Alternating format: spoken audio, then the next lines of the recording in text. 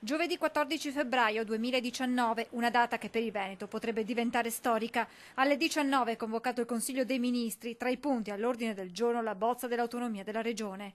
La conferma è arrivata direttamente dal Ministro Erika Stefani. Domani sera il Consiglio dei Ministri sarà un Consiglio dei Ministri molto importante, è la chiusura sicuramente della fase tecnica di questa lunghissima trattativa. Dunque con 24 ore d'anticipo il dossier arriva sul tavolo del governo, un documento che, stando ad alcune indiscrezioni, presenterebbe ancora dei nodi sui capitoli relativi a sanità, cultura, infrastrutture, ambiente. È già stato fatto presente da parte sia del Presidente Zaia che del Presidente Fontana, nonché di Bonaccini, che vi sono dei punti che se risolti porteranno alla firma. Occorre sciogliere questo nodo, sicuramente un nodo politico. Il passaggio in Consiglio dei Ministri di domani è fondamentale, siamo di fronte ad una riforma storica e come tutte le riforme storiche ha il suo giusto travaglio, ma noi siamo veneti, non ci fermiamo davanti a nulla, ha dichiarato il governatore Zaia, aggiungendo poi: Lega e 5 Stelle hanno sostenuto il referendum, sottoscritto l'autonomia nel contratto di governo e ribadito più volte che si farà. Sul piano tecnico c'è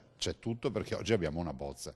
Ci sono dei punti sui quali non c'è ancora l'accordo, però io sono un inguaribile ottimista e penso che alla fine troveremo un accordo, anche perché non è una richiesta di Luca Zaia per quanto riguarda il Veneto, ma è una richiesta di 2.328.000 veneti. Rispetto al documento presentato dalla Regione ci sarebbero delle correzioni apportate dai ministeri chiave su più materie. Mancherebbe il via libera del Dicastero delle Finanze sul sistema di compartecipazione ai tributi e l'autonomia tributaria, frenata anche nel capitolo sanità, per cui la Regione potrebbe gestire l'assetto istituzionale e l'organizzazione ospedaliera, i neolaureati in corsia e i ticket. Per quanto riguarda invece le infrastrutture, il no dell'esecutivo potrebbe arrivare per la regionalizzazione di linee ferroviarie locali e per il finanziamento del TPL.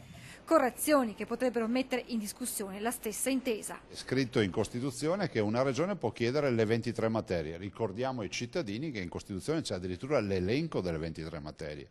Quindi noi abbiamo fatto un referendum per le 23 materie, continuiamo a chiedere le 23 materie, siamo a disposizione, però è un'intesa. Roma non deve prevaricare il Veneto non deve prevaricare Roma. Soluzioni anacquate ovviamente non ne sottoscrivo.